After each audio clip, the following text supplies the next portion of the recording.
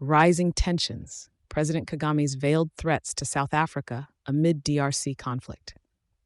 In an alarming development in African regional politics, Rwandan President Paul Kagame's recent stark communication has intensified tensions with South Africa. This confrontation emerges amid the ongoing conflict in the Democratic Republic of Congo, DRC, where South African National Defense Force, SANDF troops have suffered significant casualties. After two crucial phone conversations earlier this week with South African President Cyril Ramaphosa, President Kagame took to social media to voice his discontent.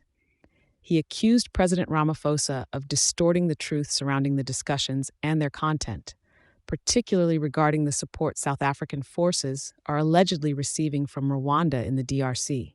According to Kagame, the exchange was misrepresented by Ramaphosa and South African officials, casting a shadow over Rwanda's role in the conflict.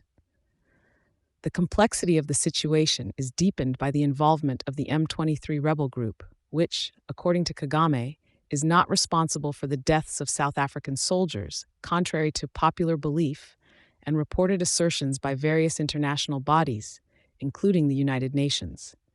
These claims sharply contrast with the established narrative, as the international community, including the UN Security Council, has condemned Rwanda for its alleged support of the M23.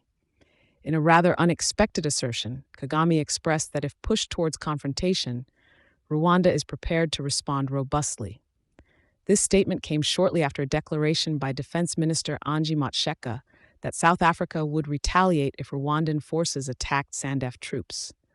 Motshekga later held a press conference emphasizing that claims of the SANDF running low on supplies were unfounded, highlighting the ongoing truce in Sake, allowing both sides to manage battlefield logistics.